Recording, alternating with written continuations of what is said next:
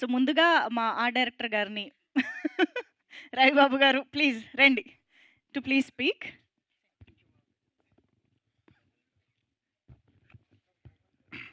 అందరికీ నమస్కారం అండి. ఇక్కడ చేసినటువంటి మీడియా మిత్రులందరికీ, print media and digital media వారందరికీ కూడా నా హృదయపూర్వక ధన్యవాదాలు తెలియజేసుకున్నానండి. ఈ సినిమాని ఒక మంచి రివ్యూతో తీసుకెళ్తున్నందుకు మీకందరికీ హృదయపూర్వకంగా ధన్యవాదాలు.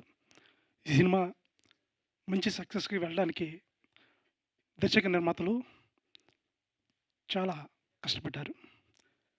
డైరెక్టర్ గారు మంచి స్క్రిప్ట్తో ముందుకు వచ్చినప్పుడు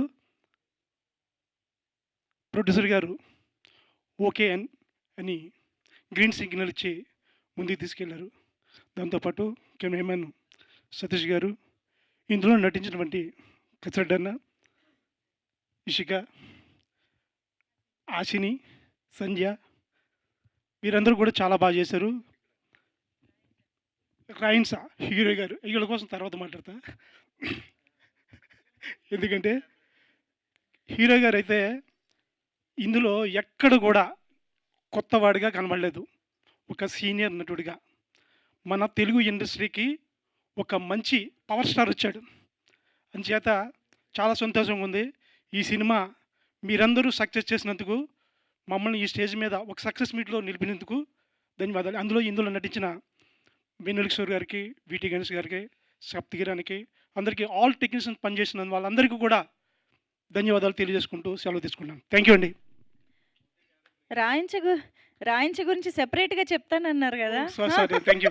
రాయిన్సీ అయితే ఇప్పుడు ఆ అమ్మాయి మెయిన్ లీడ్లో చాలా అందంగా, క్యూట్గా, అంటే అమ్మాయిల ముగ్గురిని చూస్తే రంభా, ఊర్వశి, మేనక ఈ టైప్ ఆఫ్లో భూమి మీద భర్తలతో చాలా అన్యోన్యంగా ఉంటూ, దెబ్బలాడుతూ, కుటుంబాన్ని హ్యాపీగా లీడ్ చేసుకుంటూ వెళ్ళారు. థ్యాంక్స్ అండి. Thank you. ఎందుకంటే మిమ్మల్ని కొట్టినప్పుడు ప్రతిసారి కూడా మీరేం చేశారు? అది థ్యాంక్ యూ అండి. ఇంతకీ ఈ ముగ్గురులో మీ ఫేవరెట్ ఎవరు చెప్పండి? ఈ ముగ్గురులో అండి? అమ్మాయిల్లోనా?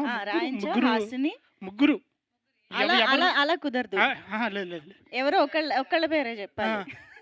లేదు, ఎవరో ఒకళ్ళ పేరు. ఇంకోటి ఏంటంటే లేదు, ఈ అమ్మాయిని ఇప్పుడు రంభా, ఊర్వశి, మేనక ఎవరు అందగట్టండి? ఏం చెప్తాను చెప్పండి. డిసప్పాయింట్ చేయాలనుకోవట్లేదు చూసారా? ముగ్గురులో ఎవరు? ఓకే